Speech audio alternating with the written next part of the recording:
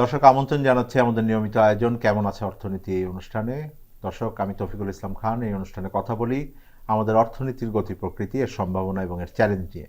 দর্শক, আজ আমরা আলোচনা করব আমাদের দ্রব্যমূল্য পরিস্থিতি এবং বিশেষভাবে রমজান মাস সামনে আসছেন এবং রমজান মাসে আমাদের যে দ্রব্যমূল্য পরিস্থিতির বিষয়ে কী ধরনের প্রস্তুতি আছে সেই বিষয়ে আলোচনা করব। আলোচনার জন্য আজকে আমার সাথে স্টুডিওতে উপস্থিত আছেন মোহাম্মদ আলিম আক্তার খান। তিনি মহাপরিচালক ভোক্তা অধিকার সংরক্ষণ অধিদপ্তর বাংলাদেশ সরকারের, এবং আমার সাথে আছেন এস এম নাজির হোসেন। তিনি সহসভাপতি বাংলাদেশ কনজিউমার অ্যাসোসিয়েশন, এবং আমরা যেটাকে ক্যাব বলি সেটা। আপনাদের দুজনকে অনেক ধন্যবাদ জানাচ্ছি। আমরা আলোচনা শুরু করব। আলোচনা শুরুর আগে বাংলাদেশ টেলিভিশনের একটা ছোট প্রতিবেদন আছে, সেটা দেখে আসি। প্রতি বছর রমজান মাস এলেই নিত্যপণ্যের দাম বাড়ে। প্রশাসনের পক্ষ থেকে পদক্ষেপ নেওয়া হলেও তার তেমন প্রভাব পড়ে না বাজারে, ফলে নির্দিষ্ট আয়ের মানুষের ভোগান্তি আরও বাড়ে। এমনই প্রেক্ষাপটে রমজানে প্রয়োজনীয় নিত্যপণ্যের সরবরাহ কমাতে নানামুখী উদ্যোগ নিয়েছে সরকার, যার ইতিবাচক প্রভাব পড়ছে বাজারে। রমজানকে কেন্দ্র করে দ্রুত বাড়ছে নিত্যপণ্যের আমদানি। জানুয়ারি মাসে বিপুল পরিমাণ নিত্যপণ্য আমদানি হয়েছে, যা অনেক ক্ষেত্রে পুরো রোজার মাসের চাহিদার সমান। কিছু ক্ষেত্রে আমদানি রোজার মাসের চাহিদাকেও ছাড়িয়ে গেছে। বাংলাদেশ ট্রেড অ্যান্ড ট্যারিফ কমিশনের হিসাবে রোজায় বাজারে ভোজ্য তেলের চাহিদা থাকে প্রায় 3 লাখ টন। জাতীয় রাজস্ব বোর্ড, এনবিআর ও চট্টগ্রাম কাস্টমসের তথ্যে দেখা যায়, জানুয়ারি মাসের প্রথম 29 দিনে সয়াবিন ও পাম তেল আমদানি হয়েছে প্রায় 4 লাখ টন। শুধু তাই নয়, সয়াবিন তেল তৈরির কাঁচামাল সয়াবিন বীজ আমদানি হয়েছে 3 লাখ টন। রোজায় চিনির চাহিদাও 3 লাখ টনের মতো। বিগত 15 মাসের মধ্যে সর্বোচ্চ পরিমাণ অপরিশোধিত চিনি আমদানি হয়েছে জানুয়ারি মাসে 1,53,000 টন। বন্দরে এসে ভিড়েছে আরও প্রায় 1 লাখ টন চিনিসহ জাহাজ। চলতি মাসেও চিনি আমদানি হবে। বিশ্ববাজারে পণ্যটির দাম কমছে, সেই সাথে সরকার শুল্ক ছাড় দিয়েছে। রোজায় 1 লাখ টনের মতো ছোলার চাহিদা রয়েছে। জানুয়ারিতে ছোলা আমদানি হয়েছে 93,000 টন। ডিসেম্বরে এসেছিল আরও 15,000 টন। 1 লাখ টন চাহিদার বিপরীতে জানুয়ারিতে মসুর ডাল এসেছে 62,000 টন। ট্যারিফ কমিশনের হিসাবে রোজায় খেজুরের চাহিদা 60,000 টন।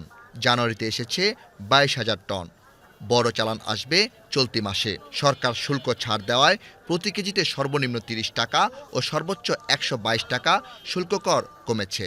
আমদানিকারকেরা বলছেন, ফেব্রুয়ারি মাস জুড়ে আরও নিত্যপণ্যের আমদানি হবে, ফলে সরবরাহ বাড়বে। রাজনৈতিক পট পরিবর্তনের পর বড় কয়েকটি শিল্প গ্রুপের আমদানি কমে যাওয়ায় বাজারে সরবরাহে প্রভাব পড়ার আশঙ্কা ছিল। তবে পুরনো আমদানিকারকদের কেউ কেউ নতুন করে সক্রিয় হয়েছেন।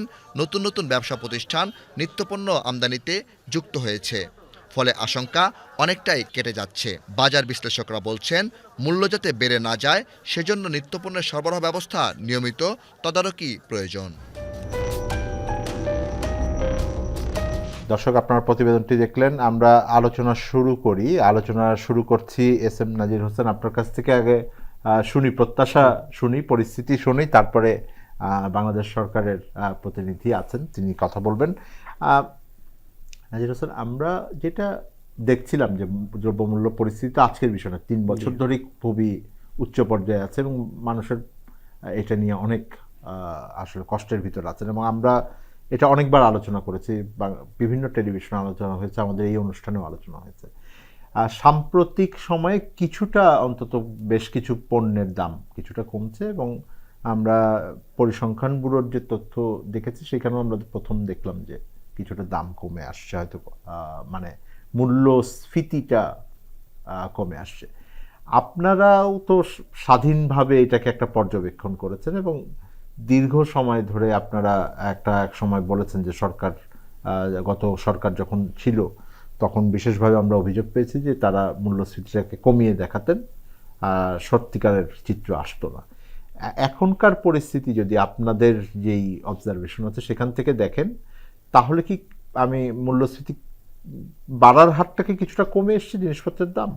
এই সরকার দায়িত্ব নেওয়ার পরের থেকে মূল্যস্ফীতি কিছুটা কমেছে কিনা, অথবা কিছু পণ্যের দাম দায়িত্ব নেওয়ার পর থেকে না হলেও 1-2 মাসে আমরা দেখছি কি। তো এটা হলো যে আমরা যেটা দেখলাম, আসলে সরকার দায়িত্ব নেওয়ার পরেই এই নিত্য প্রয়োজনীয় ভোগ্যপণ্যের দাম সহনীয় রাখা অথবা মূল্যস্ফীতি নিয়ন্ত্রণের জন্য সরকার বেশ কিছু ইতিবাচক উদ্যোগ নিয়েছেন।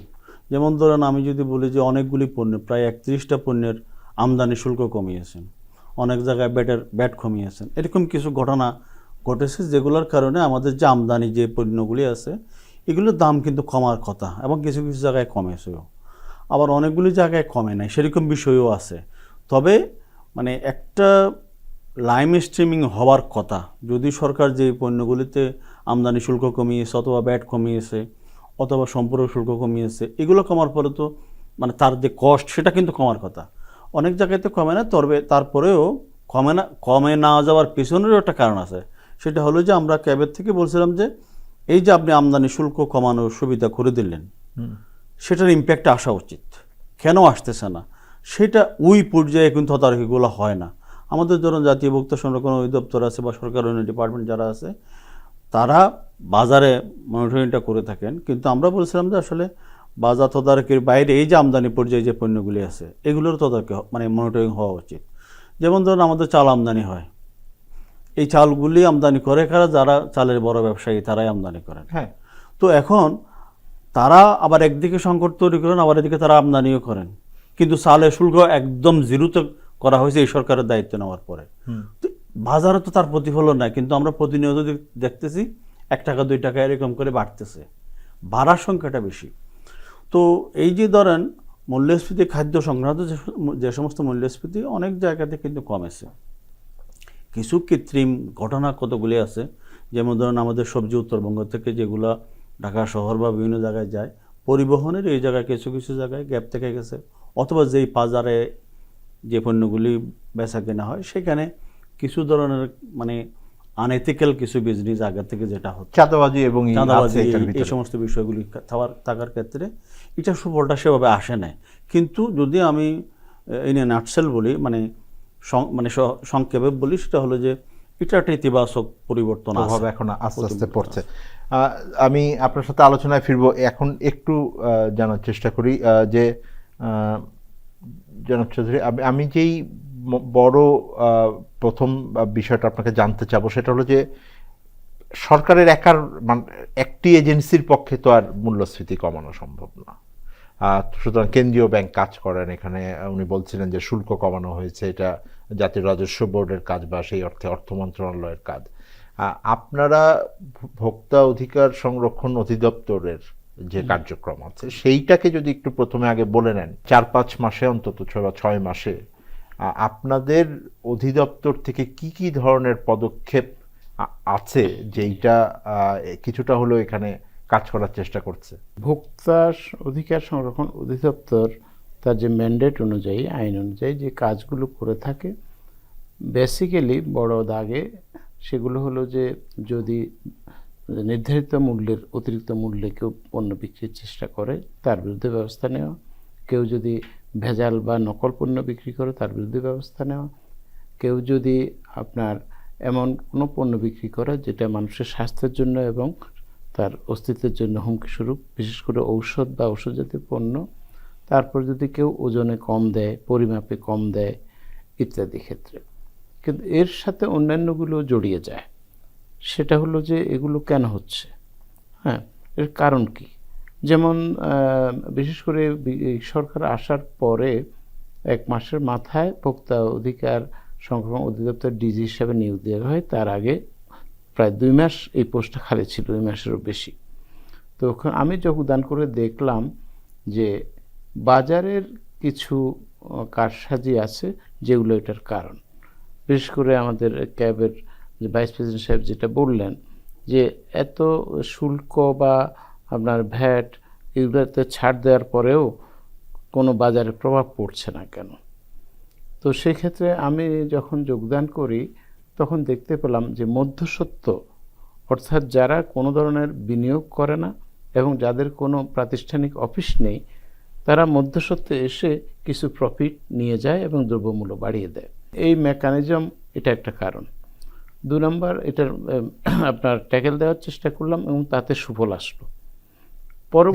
কোন কোন পণ্যের ক্ষেত্রে আপনারা কাজ করেছেন? কারণ আপনারা পণ্যভিত্তিকভাবে কাজ করেছেন। পণ্যভিত্তিক তখন এটা সবাই জানে যে ডিমের দাম বাড়তির দিকে এমনকি 80 টাকার উপরে চলে গিয়েছিল। কিন্তু আমি এই বিষয়ে সবার সহযোগিতায় আপনার 2 দিনের মাথায় এটা 150 টাকায় নেমে এসেছে। মধ্যস্বত্বতা বাদ দিতে বলেছিলাম এবং উৎপাদকরা সরাসরি আপনার বিক্রেতার কাছে, পাইকারের কাছে দিয়েছে উইদাউট এনি মিডলম্যান। ফলে মধ্যস্বত্ব একটা বিষয়। এখন একটা পণ্যে হয়তো এই কাজটা করা হলো, সকল পণ্যেই করতে হবে। হ্যাঁ, তো ডিমের একটা সুবিধা হলো যে ডিম কোথাও সংরক্ষণ করা হয় না, হ্যাঁ, যেটা বাজারে দিতে হয়। দ্রুত পচনশীল পণ্য। দ্রুত পচনশীল, এবং এখনো পর্যন্ত সংরক্ষণের কৌশলটা ওভাবে আয়ত্ত হয় না, এগুলো আমি জেনেছি। আপনার সমসাময়িকভাবে পেঁয়াজের দাম বাড়তে থাকলো এবং আপনার আলুর দাম বাড়তে থাকলো। পেঁয়াজের ক্ষেত্রে যেটা জানলাম সেটাও সংরক্ষণ করা খুব মুশকিল। স্থানীয় পদ্ধতিতে বেশি দিন সংগ্রহ করা যায় না, 15-20 দিন। এবং আপনার ফসল হানি, বন্যা একটা বড় কারণ হলো অভ্যন্তরীণ উৎপাদনটা কমে গেছে। সাথে সাথে এটাকে সাবস্টিটিউট করার জন্যে আপনার সরকার আমদানি পর্যায়ে শুল্ক কমিয়ে উৎসাহিত করেছে। কিন্তু আমি স্থলবন্দরে সোনামুরদিতে দেখলাম যে ভারত থেকে যে পেঁয়াজটা আসছে তার 3 ভাগের 1 ভাগ নষ্ট হয়ে যায়। আচ্ছা। তো ফলে যে আমদানিটা করা হয় তার 3 ভাগের 1 ভাগ নষ্ট হয়ে গেলে বাকি 2 ভাগের উপর পূর্ণ মূল্যটা চেপে দিয়ে পেঁয়াজের দাম তেমন কমানো যায়নি। এর সাথে অন্যান্যগুলো জড়িত তো আছেই। আলুর ক্ষেত্রে যেটা দেখলাম এটা হু হু করে বাড়তে থাকলো হঠাৎ করে। এবং আমি যেটা জানলাম যে কোল্ড স্টোরেজগুলোতে আপনার কেবলমাত্র হাত বদল, মানে কাগজের মালিকানার বদল হয়ে এটা দাম বেড়ে যাচ্ছে। এখানে কোনো ধরনের এটার থেকে বের হচ্ছে না, বাইর হচ্ছে না, ধীরে ধীরে বড় একটা পুঁজি এটা ঢুকে যাচ্ছে, বড় ক্রেতা। এবং এরা আসলে আলুর ব্যবসায়ী না, কিন্তু তাদের পুঁজি আছে বিধায় তারা ওখানে খাটিয়ে লাভ করার একটা ইচ্ছায় এই কাজটা করেছে। এর বিপরীতে এটা সম্ভব হয় আমাদের যে যে প্রশাসনিক নেটওয়ার্ক আছে তার মধ্যে উপরে কেন্দ্র, বিভাগ, জেলা, উপজেলা, বিশেষ করে জেলা এবং উপজেলা প্রশাসনের একটা দারুণ দায়িত্ব থাকে এবং ওনাদের পক্ষে এটা সম্ভব। এর সাথে আরও কিছু বিষয় যুক্ত থাকে, মজুতদারি, মুনাফাখোরি, তারপরে সেই বাজার ব্যবস্থাপনার ওই জায়গাগুলোতে আপনারা দেখেছেন এবং কাজ করেছেন। আমাকে একটা বিরতিতে যেতে হচ্ছে, আমি বিরতির পরেই আপনার কাছে জানতে চাবো, যেমন সাম্প্রতিক সময়ে আলুর দাম কোল্ড স্টোরেজে কত হবে সেটা একটা নির্ধারণ হয়েছে, সুতরাং সেই বিষয়গুলো আমরা জানতে চাবো। দর্শক, আমরা একটা বিরতিতে যাচ্ছি। আমরা নিঃসন্দেহে জানতে চাবো যে আমাদের দ্রব্যমূল্য পরিস্থিতি বিশেষ করে রমজানকে সামনে রেখে কেমন থাকবে, সেই বিষয়ে আলোচনা করব। আমাদের সাথে থাকবেন।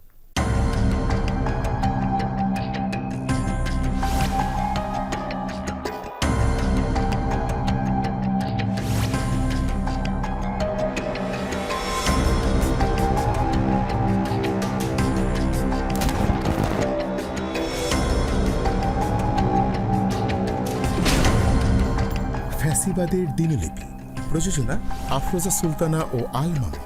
দেখবেন প্রতি রবি থেকে বৃহস্পতিবার সন্ধ্যা 7টায়।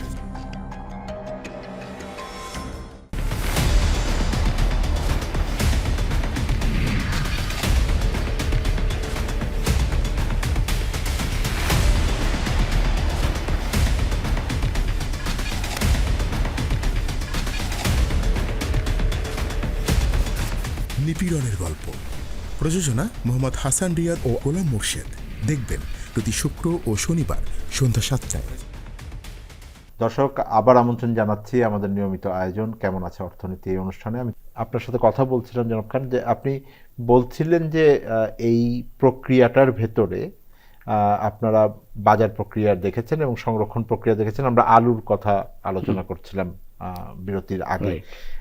কিছুদিন আগেই এই আলুর তো ভরা মৌসুম শেষ হচ্ছে আর কি, এখনই কোল্ড স্টোরেজে যাবার সময়, সংরক্ষণের সময়, এবং এটার দাম একটা নির্ধারণ হয়েছে 8 টাকা প্রতি কেজি। সময় যাই হোক না কেন, দাম ওই অংশটা কিনে রাখতে হয় আপনি যেখানে করবেন সারা সিজনের জন্যই। এই এখনকার যে দামটা নির্ধারণ হলো, এটা মোটামুটি কি আপনারা যেভাবে দেখেছেন তার সাথে একটা সামঞ্জস্যপূর্ণভাবে আছে, বা আপনাদের সুযোগ হয়েছে যে এইটার বিষয়ে দেখবার? আমরা আমাদের যে জেলা পর্যায়ের যে প্রতিনিধি আছে এবং আলু বিশেষ করে 6-7টা ডিস্ট্রিক্টে সবচেয়ে বেশি উৎপাদিত হয়, তার মধ্যে মুন্সিগঞ্জ, একটা ওইদিকে আপনার বগুড়া, জয়পুরহাট, রাজশাহী, রংপুর বা দিনাজপুর এবং গ্রেটার রংপুর দিনাজপুরের অংশ বিশেষ। তো ক্ষেত্র বিশেষে এটা 8 থেকে 10 টাকার মধ্যে এই বছরের মোটামুটি আলুর ফলন অত্যন্ত চমৎকার হয়েছে বলে আমরা জানতে পেরেছি, এবং সেই কারণে আপনার উৎপাদক পর্যায় থেকে, কৃষক পর্যায় থেকে এই মূল্যের মধ্যেই রাখা সম্ভব। আচ্ছা, উৎপাদনের হিসাবটা কি অন্য কোনো যে সরকারি অধিদপ্তর করে থাকেন? সাধারণত আমরা তো তাকিয়ে থাকি পরিসংখ্যান ব্যুরোর দিকে, জি। তাদের কাছ থেকে কি সময় মতো এই ধরনের তথ্য উপাত্ত পান, নাকি আপনাদের মাঠ পর্যায়ের আমি পারসেপশন শব্দটাই ব্যবহার করবো, যে পারসেপশনের উপরে কিছুটা মূলত নির্ভর আমরা করতে হয় কিনা? এখন পারসেপশনের উপরেই নির্ভর করতে হয়। আচ্ছা। এবং একটা আমার বলি যে আমি আলুর যখন ভরা সিজন যখন বাড়তির দিকে, তখন আমি আলুর যোগান এবং এটার চাহিদা। উৎপাদন চাহিদা একটা তথ্য চেয়েছিলাম কৃষি সম্প্রসারণ অধিদপ্তরের কাছে। তো ওখান থেকে জবাব পাই যে ওনারা এটা সংরক্ষণ করেন না। পরিসংখ্যান ব্যুরোর তথ্যের উপরে আপনারা জানেন যে আমাদের এখনো পরিসংখ্যান ব্যুরোও তথ্য নিয়ে থাকে, কিন্তু কৃষি থেকে, কৃষি পণ্য হ্যাঁ, থেকে। ওনাদের মাঠ পর্যায়ে মাঠ মাইনর পর্যায়ে কপসে থেকে। আসে, তো আছে মাঠ নিজের পর্যায়ে estimate কখন করেন না, বা এটা আমার কাছে খুব একটা ইতিবাচক মনে হয়নি। করে। আচ্ছা, সুতরাং হ্যাঁ। তথ্যের একটা বিষয় তো আছে। এটা আমি একটা খুব দারুণ ছোট ছোট বিষয় করে আছে, আপনার কাছে কারণ কতগুলা তথ্যের উপরে বিষয় নির্ভর জানতে করবে চাবো। আমি আদৌ আমদানি করব কিনা, কখন আমদানি করব, কি সেই কি সিদ্ধান্তটা। পরিমাণ আমদানি করব। আমি যদি এখন একটু ভিন্ন দিকে তাকাই, যে জি। আমদানির কথা যখন আমরা বলি, জি, আমদানির তথ্য উপাত্ত পাওয়ার ক্ষেত্রে কি আপনাদের মানে অ্যাক্সেসটা মানে বাংলাদেশে পাওয়া যাচ্ছে কিনা? না সেটা পাওয়া যাচ্ছে, সেটা সেটা খুব পাওয়া যাচ্ছে। সুবিধা মতো প্রবলেম হচ্ছে, ধরেন ফর এক্সাম্পল আমাদের উৎপাদন হলো এক্স, চাহিদা হলো ওয়াই, তাহলে ঘাটতি বা উদ্বৃত্ত হবে ওয়াই মাইনাস এক্স। তো এটা যদি সঠিক না হয়, সরকার আগাম আমদানির সিদ্ধান্ত নিলেও কতটুকু আনবে সেটা একটা মানে গ্রে এরিয়া থেকে যায়, এবং এর পরেই এই তথ্যের ঘাটতিকে সকলেই ইউজ করে। আচ্ছা, এটা একটা বড় বিষয়। সুতরাং এই জায়গাটা এখনো আমাদের কিছুটা দুর্বলতা আছে। দুর্বলতা আছে। আমি একই রকম আপনার মাধ্যমে মানে বলবো, আমি যেটা বলি, উৎপাদন খরচটাও তো আপনাদের জন্য গুরুত্বপূর্ণ, কারণ আপনারা যখন বলছেন যে কেউ অবশ্যই অতি মুনাফা করছে কিনা, এটা তো নির্ভর করবে তার উৎপাদন খরচ। এখানে আমি একটু বলি যে প্রথমত হলো যে এই তথ্যটা জানা দরকার, এবং এটা খুবই জরুরি। আমি আপনার মাধ্যমে এবং সরকারকেও বলার চেষ্টা করেছি বিভিন্ন সভায়, এটা খুব গুরুত্বপূর্ণ। তাহলে একটা স্পষ্ট ধারণা পাওয়া যাবে আমাদের আমদানি আদৌ করতে হবে কিনা, করলে কখন করতে হবে, কতটুকু করতে হবে, এবং তাহলে বাজার স্থিতিশীল থাকবে। দুই, যেটা বললেন যে এই যে কোল্ড স্টোরগুলোর তথ্য সংরক্ষণের ক্ষেত্রে আমি স্পষ্ট ধারণাটা এবার পাইনি। আমি একটা চিঠি দিয়েছি যে প্রত্যেকটা কোল্ড স্টোরেজ যে পরিমাণ এখানে সংরক্ষণ করে তার একটা প্রদর্শনী উন্মুক্তভাবে যাইতে থাকতে পারে।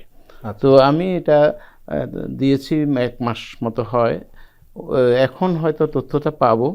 সেটা পেলে আমি ধরনের ধারণা করতে পারবো যে সারা বাংলাদেশে এই কোল্ড আসলে আমাদের স্টোরগুলোতে মজুদটা কতখানি কতটুকু আছে, আছে। নিয়মিত ভিত্তিতে কিন্তু এটা এখানে জানা হয়। আরেকটা বিষয় আছে, আমাদের যারা কোল্ড স্টোরেজের মালিক তাদের সহযোগিতা দরকার। এই একটা প্রক্রিয়াটাতে। সমিতি তো ওনাদের আছে, আছে।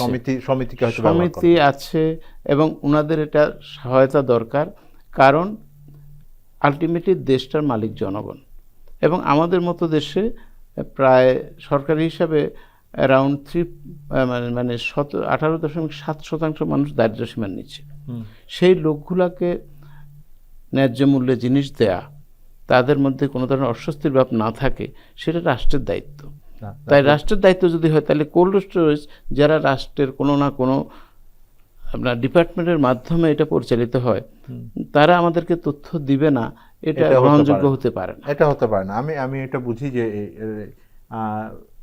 নাজির হোসেন সাহেব, যে মহাপরিচালক সাহেব যেটা বলছিলেন, সেটা তো অনেকটাই হলো যে আসলে সেই অর্থে আপনারা যেই বলেন ভোক্তার অধিকার, মানে তো আসলে আমাদের সেই অর্থে জনগণের অধিকার, সেই দৃষ্টিভঙ্গি থেকে উনিও বলছিলেন।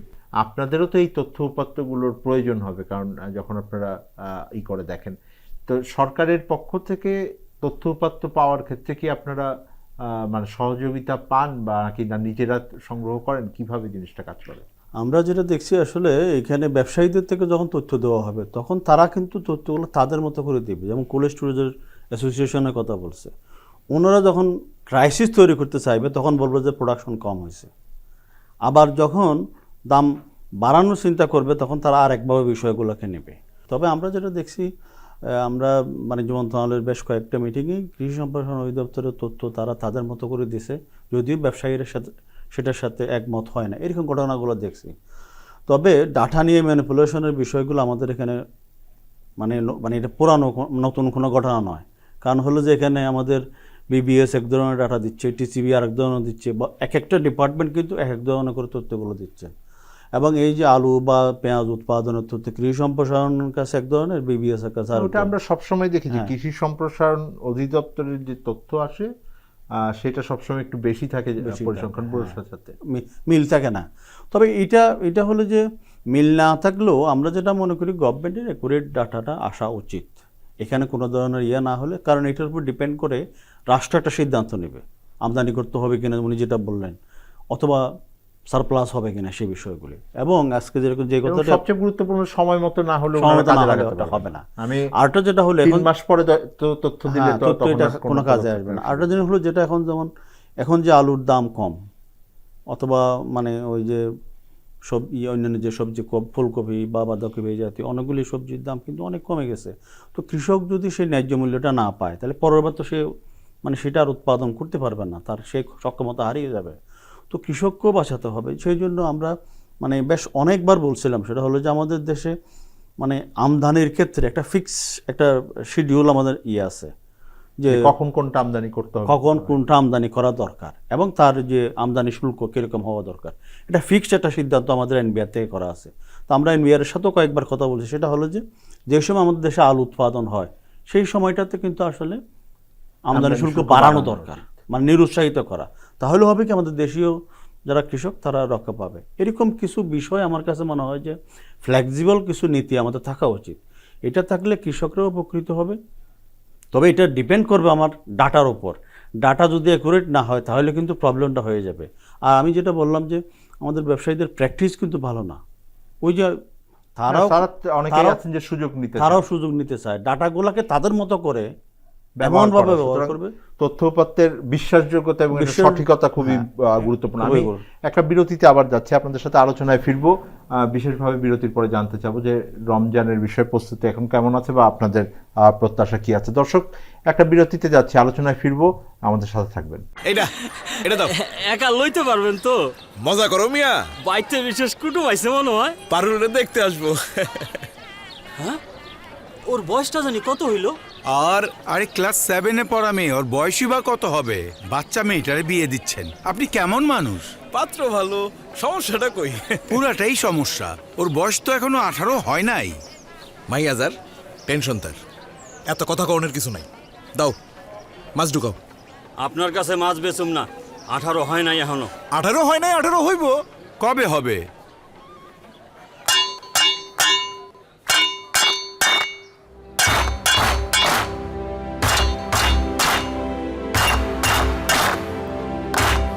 বাল্যবিয়ে রুখতে এক হয়েছে সারা দেশ। যেখানেই থাকুন প্রতিবাদ করুন, রুখে দাঁড়ান। খবর দিন স্থানীয় প্রশাসনকে। কল করুন 109 নম্বরে। বাল্যবিয়ে রুখতে হলে আওয়াজ তুল তালে তালে। দর্শক, আমন্ত্রণ জানাচ্ছি আবার আমাদের নিয়মিত আয়োজন কেমন আছে অর্থনীতি অনুষ্ঠানে। আমি তৌফিকুল ইসলাম খান। আজ কথা বলছিলাম দ্রব্যমূল্য পরিস্থিতি এবং সরকারের বর্তমানে রমজান যে আসছে সেই রমজানের জন্য কী ধরনের প্রস্তুতি আছে আমরা আলোচনা করছিলাম। আমাদের সাথে যুক্ত আছেন আমাদের যে মহাপরিচালক কনজিউমার্স ভোক্তা অধিকার সংরক্ষণ অধিদপ্তরের, এবং আমার সাথে আছেন বাংলাদেশ কনজিউমার্স অ্যাসোসিয়েশনের সহসভাপতি নাজির হোসেন। আপনার কাছে জানতে চাইব যে রমজান মাস সবসময় খুবই একটা আমাদের জন্য সংবেদনশীল মাস, বিশেষত ভোক্তাদের পর্যায়ে থেকে। একটি সময় মূল্য বৃদ্ধি, খাবারের ভেজাল, খাবারের মান, এগুলো নিয়ে একটা চিন্তার ভিতরে আমরা থাকতে হয় এবং নিয়মিত একটা কার্যক্রমও আছে। বিশেষত আমি শুনবো যে মহাপরিচালক সাহেব আছেন, ওনাদের কি প্রস্তুতি আছে। আপনারা কোন কোন বিষয়ে খুবই গুরুত্ব দিবেন আপনাদের আগের অভিজ্ঞতা থেকে? এখন নতুন অন্তর্বর্তীকালীন সরকার এসেছে, কোন জায়গাগুলোকে আপনি প্রাধিকার দিতে বলবেন? বাংলাদেশে এই সাপ্লাই এবং ডিমান্ডের এইটা বাংলাদেশে এটা কার্যকরী হয় না। সাপ্লাই ডিমান্ডটা তারা ব্যবসায়ীরা কিন্তু ঠিক করে। কারণ হলো যে সুতরাং ওই জায়গায় বাজার ব্যবস্থাপনা একটা বাজার বিষয়। ব্যবস্থাপনার তো ওখানেই তো মূল বিষয়টা। সেটা হলো যেমন ধরেন আমদানি হলো, চট্টগ্রাম বন্দর দিয়ে আসলো, মাদার ভেসেল থেকে লাইটার জাহাজে আসতে যদি 15 দিন পার করে দিতে পারে, তাহলে দেখবেন যে এই পণ্যের ক্রাইসিস অটোমেটিক্যালি হয়ে গেল। কিন্তু আপনার খাতায় রেকর্ড আছে আমদানি হয়েছে। এত আমদানি হয়েছে, কাস্টমস, বাংলাদেশ ব্যাংক সব জায়গা থেকে ঠিক আছে। ওই যে 15 দিন এখান থেকে এখানে পার করতে যদি 15 দিন পার করে দিতে পারেন, অটোমেটিক্যালি একটা ক্রাইসিস তৈরি হয়ে যায়। এটা আবার তাদের গোডাউনে যাবে, গোডাউন থেকে তার ডিস্ট্রিবিউটরের কাছে যাবে। এই যে যাত্রাপথে যে বিষয়গুলি আছে, সেখানে যদি আপনি প্রপারলি টাইমলি না Monitor যান, করতে না তাহলে পারেন। কিন্তু সমস্যা হয়।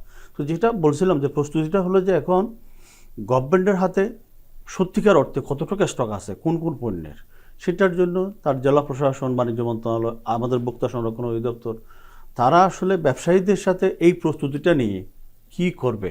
এখন ব্যবসায়ী প্রস্তুত হলো কীরকম, রমজানে সে পণ্যের একটা ব্যবসা করবে। আমাদের ব্যবসায়ীরা কীরকম হয়, তারা চিন্তা করে যে রমজান 1 মাস ব্যবসা করব, আর 11 মাস সেই 11 মাস বসে ব্যবসায়ীকে আমি যেটা বলি এথিক্সটা ঠিক রাখা আর কি। এথিক্স তো ধরেন, এথিক্স তো আমাদের এখানে নাই। রমজান আমরা সংযমের মাস বলছি। সবার একটা প্রতিযোগিতা হলো যে কিভাবে রমজানে অতি মুনাফা করা যায়। সুতরাং আমি যেটা বুঝেছি আপনি বাজার ব্যবস্থাকে ব্যবস্থা- একদম কড়া নজরদারির ভিতরে রাখতে বলেছেন। জনাব খান, আপনার কাছ থেকে সেই প্রত্যাশাটাই আমাদের যারা ভোক্তারা আছেন, ভোক্তা প্রতিনিধিরা করলেন যে বাজারের নজরদারি ব্যাপার আছে। একই সাথে আমার মনে হচ্ছে আর একটা বড় বিষয় থাকবে, আমি আপনাকে একসাথেই প্রশ্ন করছি যে আপনাদের প্রস্তুতি অংশ হয়তো আপনারা সরাসরি এটা করেন না, কিন্তু বাণিজ্য মন্ত্রণালয়ের মাধ্যমে, টিসিবির মাধ্যমে খোলা বাজারে পণ্য বিক্রির প্রস্তুতিও থাকে। সরকারের সার্বিক প্রস্তুতির অংশও নিশ্চয়ই আপনি কিছুটা জানেন, যেহেতু আমি সকল প্রতিনিধিকে যুক্ত করতে পারছি না। আপনি যদি বলেন যে কি ধরনের প্রস্তুতি সরকার নিয়েছে। আমাদের দেশটার ইকোনমিক পলিসিটা কি, সংবিধান অনুযায়ী এটা 10 অনুচ্ছেদে আমরা দেখব একটা সমাজতান্ত্রিক সমাজ, অর্থনীতি তৈরি করা হবে, এরকম একটা অঙ্গীকার আছে। ফিজিক্যালি বাহ্যত আমরা শুনি যে আমরা মুক্তবাজার অর্থনীতিতে আছি। আবার গত পরশুর আগের দিন আমাদের সোনারগাঁও হোটেলে একটা সেমিনারে প্রফেসর আনু মোহাম্মদ বলছেন এখানে আসলে মুক্তবাজার নাই, আছে অলিগোপলি, গুটি কয়েকের বাজার। তো যখন গুটি কয়েকের বাজার হয় অর্থনীতির আমরা যারা জানি যে সেখানে গুটি কয়েক বাজার ব্যবস্থাকে সম্পূর্ণ নিয়ন্ত্রণ করে। আসলে এটাই সিন্ডিকেট। অনেক সময় বলা হয় সিন্ডিকেট, এটাই সিন্ডিকেট। তারা হয়তো নির্ধারণ করেন যে এই মূল্যটা বাজারে, এই ক্রাইসিসটা আমরা করতে পারবো, হ্যাঁ, এবং করলে এটার মূল্য এত হবে, সেই মূল্যটাই হবে যে ভোক্তা মূল্য। ভোক্তারা উল্টা দিকে এটাতে নাবিশ্বাস উঠে এবং টোটাল মেকানিজমটার উপরে একটা অবিশ্বাস তৈরি হয়। তার অর্থ এই যে সরকারের বাজার ব্যবস্থায় ভোক্তাদের একটা বিশ্বাস তৈরি হয় নাই। এটা একটা বড় প্রশ্ন, নৈতিক প্রশ্ন। আমরা ফেয়ারলি বিজনেস করছি কিনা, মুনাফা করব, সেই মুনাফার মাত্রা কত হবে, এবং বাজারে যোগানটার কোনো ঘাটতি আমাদের কারণে হচ্ছে কিনা সেটাকে ফিল করা এবং এনে কাজ করা অত্যন্ত গুরুত্বপূর্ণ। আর ওই যে বললাম যে আমাদের সংবিধান হলো দেশের সর্বোচ্চ আইন, সেখানে বলে রাখা আছে যে সমাজতান্ত্রিক অর্থব্যবস্থা।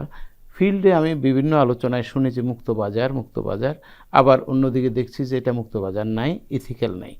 এখন আসি প্রস্তুতির কথায়। প্রস্তুতির কথায় আমরা দেখছি যে এবার সরকার খুব চমৎকার এবং টাইমলি অর বিফোর টাইম এটা ব্যবস্থা নিয়েছেন। আমদানির শুল্ক কমিয়েছেন, ডিউটি কমিয়েছেন এবং কোথাও কোথাও জিরো করেছেন। তার ফলে বাজারে প্রায় 100-র বেশি নতুন আমদানিকারক যুক্ত হয়েছে এবং আমদানি করেছেন। আমরা পেপারে দেখেছি গত পরশু যে প্রত্যেকটা পণ্যেরই রোজাতে চাহিদা যতটুকু তার চেয়ে বেশি পরিমাণ আমদানি হয়েছে অথবা বন্দরে এসেছে। তাহলে যোগান পরিস্থিতি ভালো। পরের অংশটা বাজারকে সাপ্লাই পরিস্থিতি।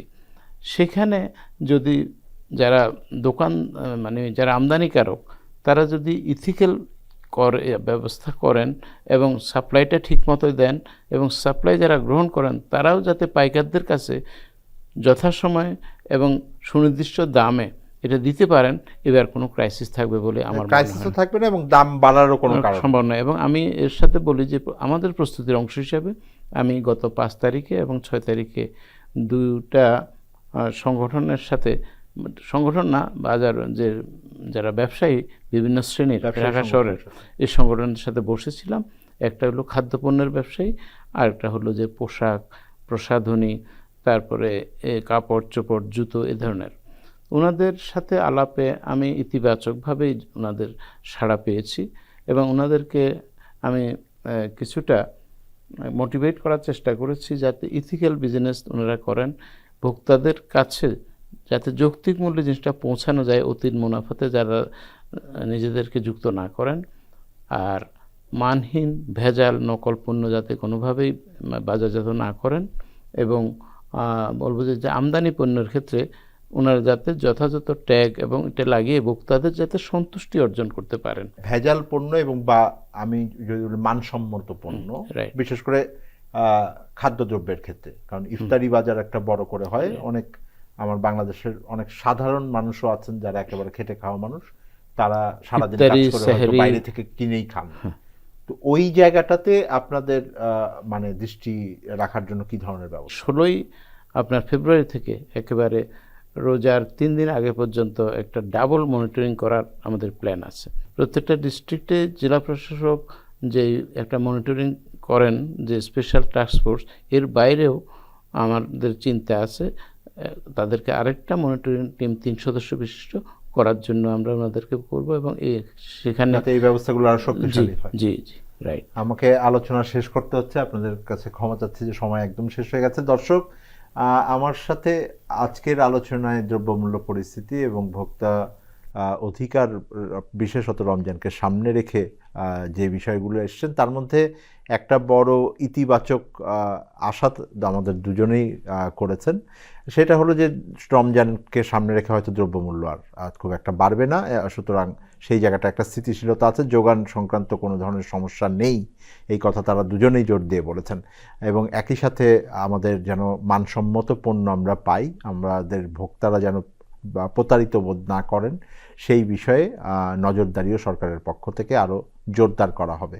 আমরা চাইব যে আমাদের সামনের দিনগুলো দ্রব্যমূল্যটাও সহনীয় হয়ে আসুক আরও, এবং বিশেষত রমজান মাসে ভোক্তাদের যেন আরও একটু কষ্ট লাঘব হয়। দর্শক, আমাদের সাথে থাকবার জন্য আপনাদেরকে ধন্যবাদ। সামনে আমরা আবারও আপনাদের সাথে কথা বলবো, জানতে চাইব কেমন আছে অর্থনীতি।